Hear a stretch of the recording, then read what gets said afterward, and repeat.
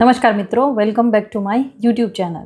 તો આ વિડીયોમાં હું વાત કરવાની છું 50 એવા રૂઢિપ્રયોગો વિશે જે તમને ટાટ હાયર સેકન્ડરીની મુખ્ય પરીક્ષામાં ઉપયોગી સાબિત થાય.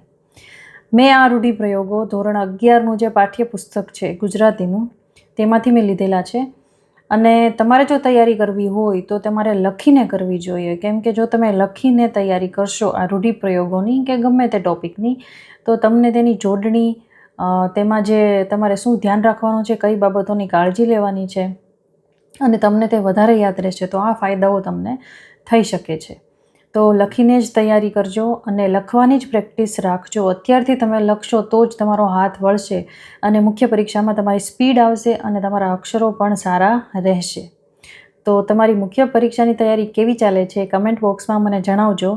અને આ 50 રૂઢિપ્રયોગો સહેલા છે, કાંઈ અઘરા નથી, તો તમારે ચિંતા કરવાની જરૂર નથી. અને મુખ્ય પરીક્ષામાં 20 માર્કનું ગુજરાતી ગ્રામર પૂછાય છે, તો એમાંથી આપણો એક પણ માર્ક કપાય નહીં, તે આપણે કાળજી લેવાની છે, મહેનત કરવાની છે.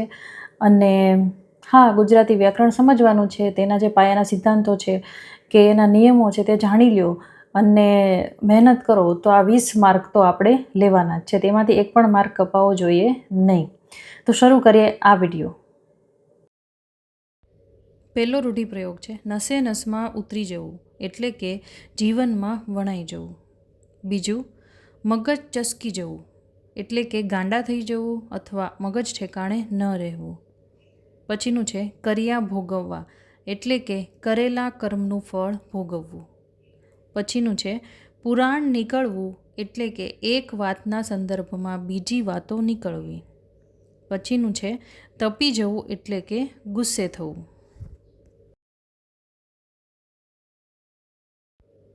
નેક્સ્ટ છે આંખ ફાટી જવી, એટલે કે અવાચક બની જોઈ રહેવું. આકુળ વ્યાકુળ થવું, એટલે કે ખૂબ ગભરાઈ જવું. મન ભ્રમમાં પડવું, એટલે કે વહેમ કે શંકા થવી.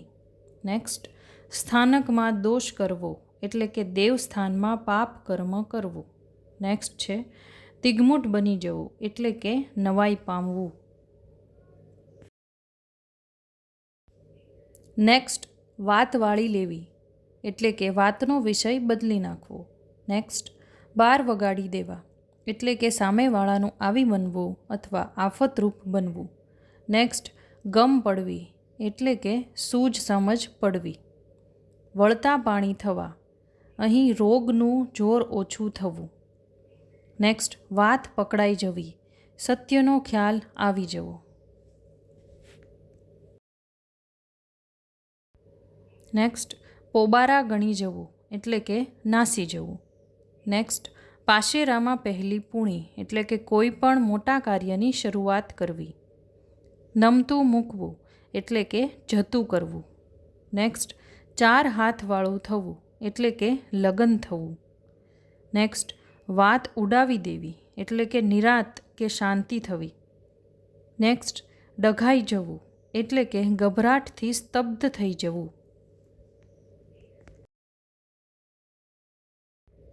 નેક્સ્ટ છે વગે કરવું, એટલે કે વ્યવસ્થિત કરવું.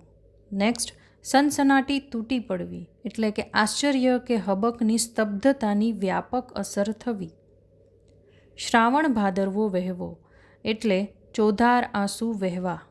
નેક્સ્ટ, મનોરથ મનમાં રહી જવો, મનની ધારણા કે મુરાદ પૂરી ન થવી. નેક્સ્ટ, રોમાંસ અનુભવવો, શરીર પર રૂવા ઊભા થયાની અનુભૂતિ. નેક્સ્ટ, લોકજીભે રમતું થવું, એટલે કે લોકોએ સતત ગાયા કરવું.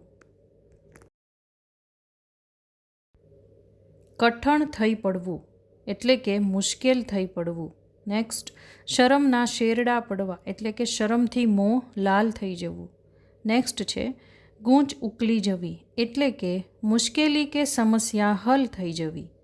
નેક્સ્ટ છે ભ્રમમાં પડવું, એટલે કે શંકા થવી.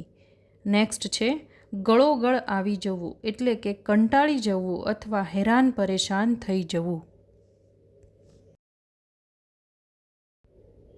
પ્રાણ નીચોવવા, એટલે કે ખૂબ પરિશ્રમ કરવો. નેક્સ્ટ છે રફુ ચક્કર થઈ જવું, એટલે કે પલાયન થઈ જવું. નેક્સ્ટ, મનનો ભાર હળવો થવો એટલે કે મનમાંથી ચિંતા દૂર થવી. નેક્સ્ટ છે ખભે હાથ મૂકવો એટલે કે સાંત્વના આપવી. નેક્સ્ટ આંતરડી કકળવી એટલે કે અંતરનું દુઃખ ઉભરાવવું. નેક્સ્ટ થાક જમાવવી એટલે કે અંકુશ રાખવો કે ડર બતાવવો. નેક્સ્ટ કમાન છટકવી એટલે કે ગુસ્સો આવવો. નેક્સ્ટ ખોપરી ફાટી જવી એટલે મગજને નુકસાન પહોંચવું અથવા મૃત્યુ થવું. નેક્સ્ટ હાસ્ય સમેટી લેવું એટલે કે હસતા હસતા ચૂપ થવું. નેક્સ્ટ ત્રાસ પડવો એટલે કે હેરાન થવું. હોશ ન હોવા એટલે કે શક્તિ ન હોવી. નેક્સ્ટ છે પડું પડું થઈ જવું એટલે કે કોઈ વસ્તુ કે ઇમારતનું અતિશય જર્જરિત થઈ જવું. નેક્સ્ટ છે પગ મૂકવા દેવો એટલે કે પ્રવેશ થવા દેવો. નેક્સ્ટ છે તૂટી પડવું એટલે કે હુમલો કરવો. નેક્સ્ટ છે ગળામાં શોષ પડવો એટલે કે ખૂબ તરસ લાગવી.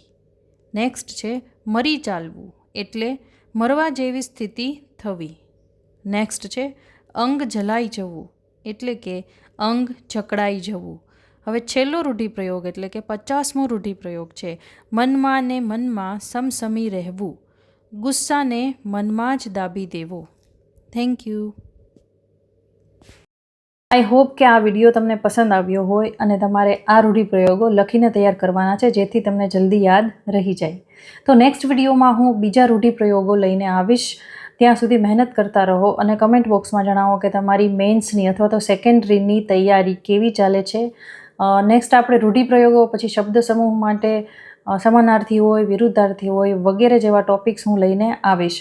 તો મળીએ નેક્સ્ટ વિડીયોમાં. I will meet you in my next video. Till then Tata bye bye. Take care.